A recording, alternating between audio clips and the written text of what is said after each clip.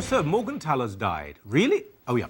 Now, Moral Maze, where we discuss every Monday issues. You see, we don't just react to the breaking news. Obviously, Morgenthaler's death, suddenly people speak about abortion for a couple of minutes, then move on.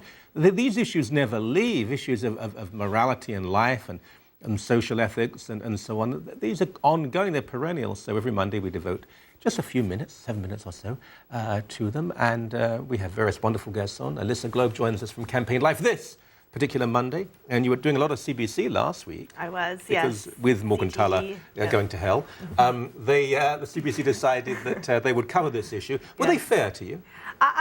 I mean, they were fairer than I thought they would be, for sure, and I'm glad they gave both sides of the debate, and they gave us an open forum, but, you know, you have to watch it for yourself and tell me what you think. You know, sometimes you get cut off or ask leading questions, so, but, you know, that's what we're trying to do, and we're trying to answer, and hopefully we gave the pro-life movement a good representative. Well, I'm sure you did. I saw the coverage of the, it wasn't just CBC, CTV as well, and it was almost laughable, because it was speaking in those hushed terms and tones about Morgenthaler. Then they brought in the Holocaust, which was actually quite disgraceful. It was exploiting the Holocaust to try and justify killing unborn children. You know, so many people suffered in the Holocaust. Morgenthaler became an abortionist because he was Morgenthaler, not because of what he'd gone through. Well, and he went through the systematic killing of individuals and went through that hardship just to bring it to Canada in a different way. So, I mean, as much as you... Oh, that's nice and conciliatory.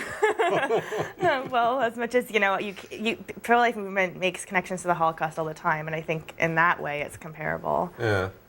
Now, here, Morgenthaler did not support late-term abortion. I mean, I find this quite a misleading definition in a way, because it's either a life or it's not a life. If it's not a life, it doesn't really matter when you're going to do it. If it is a life, it should never be allowed. But even he didn't support late-term abortions. But that's completely funded and acceptable in Canada. It sure is, and the abortion movement in Canada is totally behind it as well. They don't want any restrictions, but then they would disagree with Morgenthaler, who brought abortion to Canada, who said that after 24 weeks he would find it unethical to do late-term abortion. So why though? What was his rationale? That's what I want to know. It doesn't say, and I don't know if he thinks they magically become human at that 24-week just because they're more developed or older. Like, it makes no sense. Scientifically, it doesn't make any sense. Think about that. So at 23 weeks, according to Morgenthaler, if you did it, you would go to prison. But at 24 and a half weeks, you'd be given government funding. Well, he said, you know, that's when the fetus becomes human, at 24 weeks. That's a completely unscientific definition. That's what I know. It doesn't make any sense, and to be a doctor and to say that as well, and to not give any further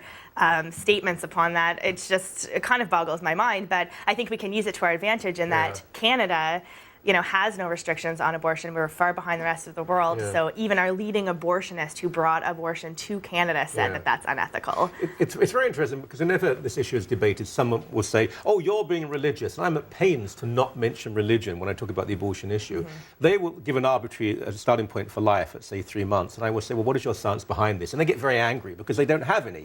It's just they feel more comfortable. Because what happens in Europe when there are restrictions, invariably, at around the 3-month period, most abortions take place before then anyway, and it'll just increase the number, and also, frankly, doctors lie. For sure. And they say, well, yes, 3 months, when in fact it's 4 or 4.5. Yeah. So. And even those European countries do say don't do it, you know, gestationally. Don't restrict it after 21 weeks because it's the worst route that you can go.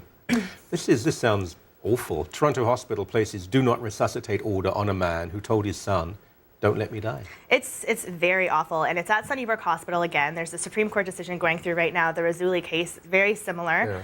And this 73-year-old man has a degenerative disorder, disorder, and he told his family, don't let them let me die.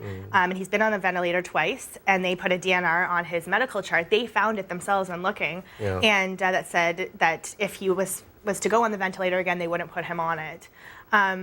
So it's very unethical. It's very inhumane. If he wasn't put on the ventilator, he would, you know, die slowly, gasping for air. And that's not what our medical professionals and what our hospitals are supposed to do. They're supposed to treat us. And just as this man would say, don't put me on a ventilator, he should have the right to say, do put me on a ventilator. But they're not listening to that part of it. So. As money is harder to come by in the medical system in this country, and that's going to be the case in the next 3, 4, 5 years. I think we'll see more of these. Nova Scotia teen charged with making and possessing child pornography. Now, child pornography is rancid old men in basements, not teenagers, surely? Well, a 14 and a 15-year-old doing the sexual act and different sexual poses, and then their kids, they post it on social media sites, and then they get charged with child pornography. Oh, so it's not what we think of as child porn. These are kids being stupid, exactly, rather than men trying to exploit children. But I really don't see how this shocks anyone. I mean, you yourself covered the Toronto teacher who taught grade 7 and 8, who put those explicit posters in his classroom of the sexual act and how to do do oral sex and different things like that. So why are we surprised that these 14 and 15-year-old kids are? Of course. In that case, that? this was an adult man who thought he was being trendy and brave by trying to indoctrinate children. 14 and 15-year-old having sex, they're too young, but they're doing so. That they would then put it on social media doesn't surprise me, because everything today, you fart and it has to be a public issue. Everything has to be, what is meant to be private has to become public. Charge them with making and possessing child porn, though. Isn't that rather distorting what the law is about? I think so. I think it's definitely extreme. But I think they also have to be scared not to do something like that I agree and with see that, what the ramifications are to do. And I don't know what's going to happen, but it is with making child porn. And I honestly don't think we should be surprised when these kids are learning at such a young age these explicitly sexual things, that they're not emulating it and putting it on YouTube or kids Facebook. always knew certain things. They probably didn't know as much, but they knew. That's how the species did continue. But because it was sometimes whispered, or it was sort of said quietly, it meant that they had a certain, I don't think it was shame, it was dignity, that they did keep it private. But now we're told everything is acceptable and has to be declared, which is why we're going to get problems like this. There's a major host on British TV who has said, yeah, I would look at child pornography. I'd like to know what all the fuss is about. Well, is that really a moral thing to say? Just very briefly, prison mums go to BC Supreme Court after program council. Which program? It wasn't the Arena, was it?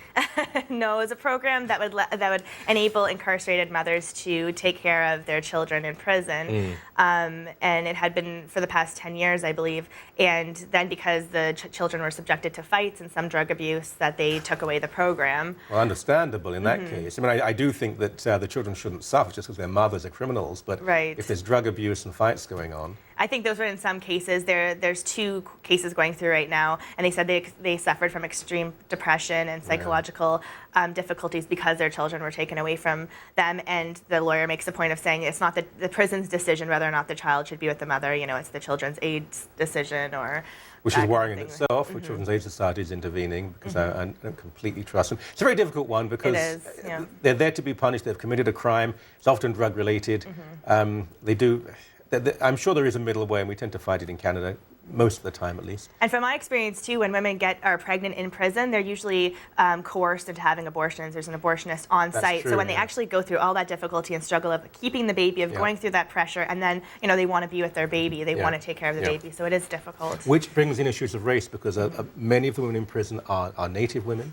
The numbers are far too high. Then you say abortion, and we've seen this with the black community in the United States in particular. We see it with the native community here. There are people who claim in the name of compassion that they'd like to limit certain populations, but I wish we had more time to discuss that. We'll do it again in the future. Sounds good. Thank you so much. Thank you so much.